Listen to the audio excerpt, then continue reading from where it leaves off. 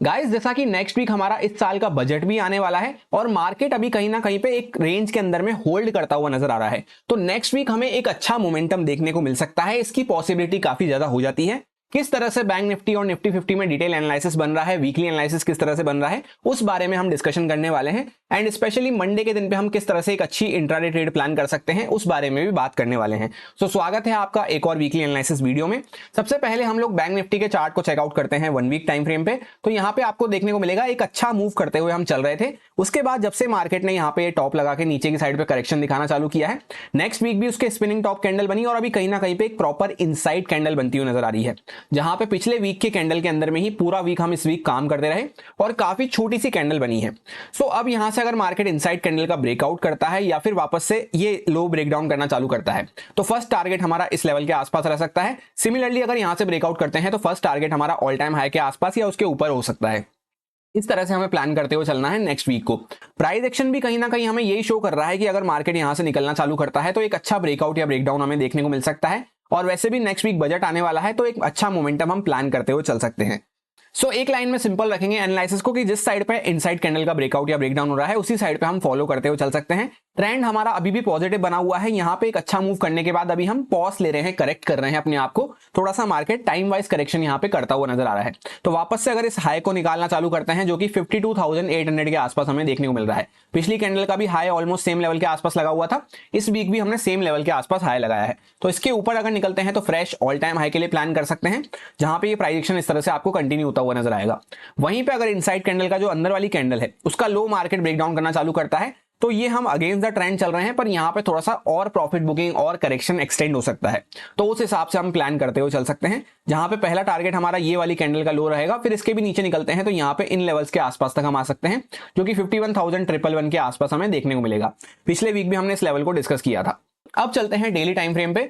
जैसा आपको देखने को मिलेगा डेली टाइम फ्रेम पे प्रॉपर एक रेंज बनती हुई जा रही है, जहां पे last to last week Friday को हम गैप डाउन ओपन हुए और 2 वीक से इसी के अंदर में हम कंसोलिडेट कर रहे हैं। ये 10 दिन की आपको यहाँ पे कैंडल्स देखने को मिल रही होगी। ना हमने इसके ऊपर क्लोजिंग करी है, ना हमने इसके नीचे क्लोजिंग करी है। एक बार यहाँ पे स्ट्रॉन्ग कैंडल बनी थी रेड, यहाँ पे नीचे की साइड पे, उसके नीचे हम निकले तो काफी अच्छा यहाँ पे सेल ऑफ देखने को मिला, पर क्लोजिंग नहीं हो पाई। कल यहाँ पे लास्ट टू लास्ट डे पे हमने यहाँ पे एक स्ट्रॉन्ग ग्रीन कैंडल बनाई थी, इसके ऊपर हम नहीं निकल पाए, तो यहाँ पे मार्केट ब्रेकआउट नहीं कर पाया। और प्लान भी हमने यही किया था कि मार्केट जब 800 के लेवल को क्रॉस करना चालू करता है, यहीं कहीं पे इसी जोन के आसपास खुल के ऊपर निकलता है, तब एक ब्रेकआउट के लिए हम प्लान कर सकते हैं, जहां पे टारगेट हमारा ये गैप फिलिंग के लिए रहेगा। उसमें हम हर 100 से 120 पॉइंट के बाद ट्रेल करते हुए प्लान कर सकते हैं। फिर यहां पे पहुंचने के बाद मार्केट ऑल टाइम हाई के पास भी जा सकता है। पर मार्केट एकदम फ्लैट प्राइस के आसपास खुला और पूरा दिन इसी कैंडल के अंदर में ऊपर नीचे वोलेटाइल बना रहा, जहां पे अभी कहीं ना कहीं रेंज की लोअर साइड पे और इस कैंडल की भी लोअर साइड के आसपास हम आ चुके हैं। जैसा आप देखेंगे डेली टाइम फ्रेम पे भी आपको kind of imperfect inside candle देखने को मिल रही होगी, जहां पे कुछ पॉइंट से सिर्फ हमने लो को टेक डाउन करा है। 20-22 पॉइंट के आसपास से लो दोनों का अलग होता हुआ नजर आया है। तो यहाँ पे इम्परफेक्ट इनसाइड कैंडल भी बन रही है, लो के आसपास भी खड़े हैं, रेंज का लो भी यहाँ पे निकल के आ रहा है। तो अगर मार्केट सही लेवल के आसपास ओपन होकर इसको ब्रेक डाउन करता है, तब हम सेलिंग के लिए प्लान करते हुए चल सकते हैं। पहला टारगेट हमारा इसी लेवल के आसपास रहेगा, जहां पे ये हमने लो लगाया है। फिर इसके भी अगर नीचे निकलते हैं तो फर्दर हम ट्रेल करते हुए प्लान कर सकते हैं। बीच में यहाँ पे 52,000 का साइकोलॉजिकल लेवल भी आएगा, तो अगर यहां से निकलते हैं तो पहले इस ब्रेकडाउन के आसपास तक हम प्लान कर सकते हैं, फिर यहां तक हमारा टारगेट रहेगा। वहीं पे सिंपली जैसा हमने एक दिन पहले भी डिस्कस किया था कि इसके बीच में रेंज के बीच में मार्केट थोड़ा सा जिगजैग वॉलेटाइल बना रहेगा, जहां पे छोटे मूव्स हम प्लान करते हुए चल सकते हैं। तो यही यहाँ पे एनालिसिस कंटिन्यू रहेगा। इसके ऊपर वापस से ब्रेकआउट वगैरह करते हैं, 800 के ऊपर निकलते हैं, तभी यहाँ पे अग्रेसिव होकर बाइंग के लिए कोई अपॉर्चुनिटी मिल पाएगी। अब हम लोग आ चुके हैं 15 मिनट टाइम फ्रेम पे। सबसे पहले ये कुछ लेवल्स को हम लास्ट पूरे वीक से डिस्कस करते हुए आ रहे हैं, काफी परफेक्टली वर्क करते हुए नजर आ रहे हैं। अभी भी मार्केट सही लेवल्स पे वही सपोर्ट ले रहा है, वही रेजिस्टेंस ले रहा है। तो यहाँ पे जैसा आप देखेंगे हमने प्लान किया था कि यहाँ पे मार्केट ने एक अच्छा मूव किया है, रेंज की हायर साइड पे हम आ चुके हैं, जहां पे इंपॉर्टेंट रेजिस्टेंस जो हमारा 800 के आसपास बना हुआ है, यहां से मार्केट ने थोड़ा सा करेक्शन दिखाना चालू किया है। तो अगर गैप अप खुल के ऊपर निकलता है तो ये हमारे लिए बेस्ट हो जाता है, जहां पे हम बाइंग के लिए प्लान रखते हुए चल सकते हैं। फ्लैट खुल के या हल्का फुल्का यहाँ पे गैप डाउन खुल के अगर मार्केट पहले नीचे जा रहा है, तो हमें वेट करना है, जब मार्केट अपने हाई को क्रॉस करे वहां पे हम बाइंग की अपॉर्चुनिटी ढूंढ सकते हैं। इस बात को हमने प्लान किया था। होता क्या है कि मार्केट फ्लैट खुलता है, फर्स्ट टिक के साथ ही पहले नीचे आता है और सेम कैंडल के अंदर में ही वापस रिवर्स कर देता है, पर अपने हाई को जो फर्स्ट सेकंड के साथ, फर्स्ट कैंडल के साथ मार्केट ने हाई लगाया, उस तक को भी पूरा दिन क्रॉस नहीं कर पाता है। तो बाइंग साइड पे कुछ प्लान करने का तो सवाल ही नहीं बनता, क्योंकि जो हमने कंडीशन डिस्कस करी थी वो फुलफिल होती हुई नजर नहीं आई। और इसी के बीच में मार्केट एक ये कैंडल का मूव किया और एक ये कैंडल का मूव किया। एक बार मैं आपको जूम करके दिखा देता हूं, दोनों बार एक प्रॉपर इनसाइड कैंडल बनी जहां पे एक छोटा छोटा मूव हमें देखने को मिला। ओवरऑल एक रेंज के अंदर में हम बने हुए हैं। यहाँ पे एक इनसाइड कैंडल बनी, इसका ब्रेकडाउन हुआ, एक ठीक ठाक मोमेंटम मिला, वापस से इनसाइड कैंडल बनी, एक मोमेंटम मिला। पूरे दिन भर में बस ये दो छोटे छोटे मोमेंटम हमें देखने को मिले, बाकी पूरा दिन मार्केट जिगजैग बना रहा। अब ये सेलिंग के पीछे का रीजन ये था कि मिड कैप निफ्टी का चार्ट अगर आप देखेंगे, मिड कैप स्मॉल कैप का चार्ट, तो वहां पे काफी हैवी सेलिंग हमें देखने को मिली है, जहां पे ड्यूरिंग द डे 2% से भी ज्यादा वो फॉल करते हुए नजर आए थे। तो आप एक बार उनका चार्ट चेकआउट करेंगे तो आपको समझ में आएगा। इस वजह से ये भी यहाँ पे थोड़ा सा प्रेशर में बना रहा और Nifty 50 compare to bank Nifty और भी ज्यादा प्रेशर में बना रहा। उसके पीछे का सिंपल सा रीजन मिड कैप और स्मॉल कैप में सेलिंग था। तो जैसा हमने प्लान किया था कि इसके बीच में मैं यहाँ पे कुछ भी प्लान करने में इंटरेस्टेड नहीं हूँ, छोटे छोटे मूव्स होते हुए नजर आएंगे, मार्केट वॉलेटाइल बना रहेगा। एक्जैक्टली वैसा ही मार्केट यहाँ पे वॉलेटाइल बना हुआ है। अभी कहीं ना कहीं हम लोअर साइड के आसपास आ चुके हैं। तो अगर मार्केट छोटा मोटा गैप अप खुलता है, फ्लैट खुल के नीचे निकलता है, या डायरेक्टली गैप डाउन खुलता है, उस केस में हम कुछ सेलिंग के लिए यहाँ पे प्लान करते हुए चल सकते हैं। अगर मार्केट यहाँ से ब्रेक डाउन करता है, ऑल्दो हम अगेंस्ट द ट्रेंड बने हुए हैं, पर कुछ पॉइंट्स यहाँ पे हमें सेलिंग में देखने को मिल सकते हैं। ऐसा इस वजह से भी है क्योंकि इस लेवल के आसपास आके हमने मल्टीपल टाइम सपोर्ट ले लिया है। तो यहाँ पे खड़े खड़े मैं बाइंग करने में तो बिल्कुल भी इंटरेस्टेड नहीं हूँ। जब सब लोग यहाँ पे काफी बार बाय कर चुके हैं, सबके स्टॉप लॉस यहाँ पे नीचे आ चुके होंगे, तो यहाँ पे मैं बाय करने में तो इंटरेस्टेड नहीं हूँ। बाय के लिए मैं थोड़ा सा वेट एंड वॉच करना पसंद करूंगा। जब तक मार्केट कुछ इंपॉर्टेंट लेवल्स वगैरह को ब्रेकआउट नहीं करता, तब तक बाइंग साइड पे अभी मेरा कोई माइंडसेट नहीं है। मार्केट हल्का फुल्का गैप अप खुल के अगर नीचे निकलता है तो ये बेस्ट केस हो जाता है, जहां पे हम सेलिंग के लिए प्लान करते हुए चल सकते हैं। क्योंकि एनी चांस अगर मार्केट इसको ब्रेक डाउन करता है लेवल को, तो यहाँ पे कई बार सपोर्ट ले लिया है, इसके फ्लो में हम यहाँ पे 52,000 के आसपास या उसके नीचे तक प्लान कर सकते हैं, जहां पे 900 950 के आसपास हमारा नेक्स्ट सपोर्ट निकल के आ रहा है। ये साइकोलॉजिकल लेवल है, इसके इस जोन के आसपास तक के लिए हम प्लान करते हुए चल सकते हैं। फिर इसके भी अगर नीचे निकलते हैं तो यहाँ पे एक फ्रेश लो हमें देखने को मिल सकता है। अब सपोज करते हैं कि डायरेक्टली मार्केट कुछ गैप डाउन खुल जाता है, तो उस केस में भी मेरा सेलिंग साइड पे ही प्लान रहेगा। ये लेवल सारे ब्रेक डाउन हो चुके होंगे। तो कुल मिला के बाइंग के लिए अब मैं जब भी सोचूंगा जब मार्केट कुछ स्ट्रेंथ दिखाना चालू करता है। ऐसा इस वजह से है क्योंकि अगर मार्केट को यहां से ब्रेकआउट करना था, तो इस लेवल के आसपास जैसे यहां से एक अच्छा मोमेंटम हमने किया, यहीं पे हम होल्ड कर रहे थे। मार्केट को ब्रेकआउट करना था तो डायरेक्टली गैप अप खुल के अगर ऊपर निकलता तो वो हमारे लिए बेस्ट रहता। पर मार्केट कहीं ना कहीं यहाँ पे मिड कैप और स्मॉल कैप स्टॉक्स की वजह से प्रेशर में आया है। तो यहाँ पे हमें उसी बात को फॉलो करते हुए चलना है, जहां पे छोटा मोटा गैप अप खुलता है, फ्लैट खुल के नीचे निकलता है या गैप डाउन खुलता है, हम सेलिंग साइड पे प्लान रखते हुए चल सकते हैं।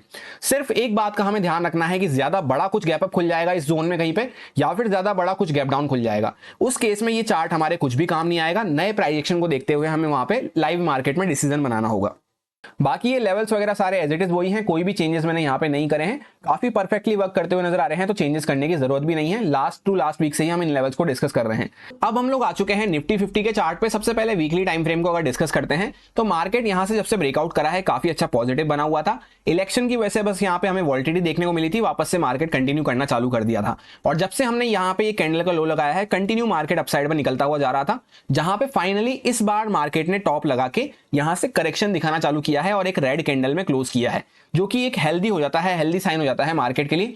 क्योंकि अगर मार्केट कंटिन्यू भगते जाता है तो वहां पे हम ना तो अग्रेसिव होकर बाय कर सकते, ना अग्रेसिव होकर सेल कर सकते। तो बेस्ट हो जाता है कि मार्केट जब एक अच्छा मूव देने के बाद यहाँ पे करेक्शन वगैरह करता है, फिर अगर वापस से निकलता है, तब हमें एक फ्रेश बाइंग की अपॉर्चुनिटी मिलती है। तो अभी तो फिलहाल यहाँ पे मार्केट करेक्शन में आना चालू करा है, जहां पे इस टाइप का प्राइक्शन आपको देखने को मिल रहा होगा। टॉप से हमने थोड़ा सा सेलिंग दिखाई है, जहां पे एक शूटिंग स्टार कैंडल आपको बनती हुई नजर आएगी। तो अगर मार्केट इसका लो वापस से ब्रेकडाउन करता है, उसके नीचे निकलते हैं, तो कुछ और पॉइंट्स की यहाँ पे प्रॉफिट बुकिंग करेक्शन एक्सटेंड हो सकता है। और यहाँ पे बाइंग के लिए अब फ्रेश अपॉर्चुनिटी जब भी मिलेगी जब मार्केट कुछ इसका हाई क्रॉस करना चालू करता है। अब डेली टाइम फ्रेम को भी अगर हम चेकआउट करते हैं, तो मार्केट कंटिन्यू अपसाइड पे चलता हुआ जा रहा था। यहाँ पे कहीं भी कोई वीकनेस का साइन नहीं था। बीच बीच में जो भी रेड कैंडल्स बनती थी, मार्केट वापस से उनको कवर करता हुआ ऊपर की साइड पे निकलता हुआ जा रहा था, जहां पे एक काफी अच्छा स्ट्रेच हमने ले लिया था। अब यहाँ पे एक प्रॉपर बियरिश एनगल्फिंग कैंडल आपको देखने को मिलेगी, जहां पे पिछली एक स्ट्रॉन्ग ग्रीन कैंडल बनी थी, उससे भी ज्यादा स्ट्रॉन्ग यहाँ पे रेड कैंडल हमें देखने को मिल रही है, जिसने पिछली पूरी कैंडल को एनगल्फ कर लिया है, खा लिया है। तो अगर मार्केट इसके लो के नीचे निकलता है, तो सेलिंग साइड पे ही हम प्लान रखते हुए चल सकते हैं। जहां पे आपको देखने को मिल रहा होगा, पहले यहाँ पे मार्केट कंफ्यूजिंग कैंडल्स बना रहा था, उसके बाद मार्केट ने ब्रेकआउट किया, अपर साइड की सारी लिक्विडिटी खत्म करके अब मार्केट वापस से कंटिन्यू पूरा सेलिंग में आ चुका है, जहां पे ये जो बायर्स वगैरह आए थे, इनको अच्छे से मार्केट ने टारगेट कर लिया है। तो यहाँ पे अग्रेसिव होकर बाइंग के बारे में तो हम इसके ऊपर ही सोच पाएंगे।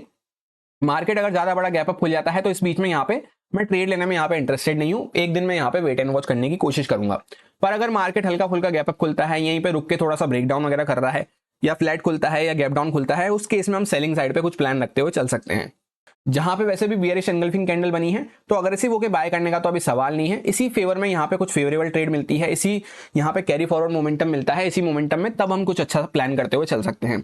जहां पे वैसे भी नीचे के बायर्स वगैरह काफी अच्छे प्रॉफिट में बैठे हैं, जिनको अभी तक कोई भी खतरा नहीं है। बार बार सेलिंग में आता था, मार्केट ऊपर निकल जाता था, तो इस बार सेलिंग में आया है तो हो सकता है थोड़ा डीपर करेक्शन हमें देखने को मिल जाए, तो उसी साइड पे मैं प्लान रखते हुए चलने की कोशिश करूंगा। अब हम लोग आ चुके हैं 15 मिनट टाइम फ्रेम पे, जहां पे ये कुछ लेवल्स वगैरह को हम डिस्कस करते हुए आ रहे हैं, काफी परफेक्टली वर्क करते हुए नजर आ रहे हैं। सिंपल सा प्लान मैंने आपसे ये डिस्कस किया था कि यहाँ पे काफी अच्छा पॉजिटिव मूव हुआ है अपसाइड पे, तो डायरेक्टली इस तरह से मार्केट सेलिंग में चला जाए उसके चांसेस काफी कम होते हैं, 1 से 2% चांसेस हमें ऐसे देखने को मिलते हैं। तो वही यहाँ पे 1 से 2% का केस होता हुआ नजर आया है। रीजन मैंने आपको ऑलरेडी एक्सप्लेन कर दिया। अभी हम एक बार यहाँ पे मिड कैप निफ्टी और स्मॉल कैप का भी चार्ट देखेंगे। एक इंपॉर्टेंट पॉइंट अगर आपसे शेयर करूं ऑब्जर्वेशन का, तो होता क्या है, स्मॉल कैप और मिड कैप ऐसे रहते हैं जहां पे पहले हमें मूव देखने को मिलता है। अगर मार्केट अपसाइड में भी जाना है तो भी ये पहले निकलना चालू कर देते हैं, फिर उसके बाद large cap stock, Nifty 50 stock ये उनको फॉलो करना चालू करते हैं। तो इनमें हमें अच्छा खासा करेक्शन देखने को मिला है, जहां पे 2% से भी ज्यादा दोनों की दोनों क्रैक डाउन होते हुए नजर आए हैं फ्राइडे को। उसी वजह से यहाँ पे हमें निफ्टी 50 भी 1% के आसपास सेलिंग में देखने को मिल रहा है, और बैंक निफ्टी काफी कम सेलिंग में आया है, वो अपने आप को होल्ड कर रहा था। तो अगर यहां से इनमें और सेलिंग कंटिन्यू होती है, तब यहां पे भी हमें एक अच्छा करेक्शन देखने को मिल सकता है। इसीलिए मैंने आपसे कहा अगर करेक्शन कंटिन्यू होता है तो उसी साइड पे हम कैरी फॉरवर्ड करते हुए चल सकते हैं।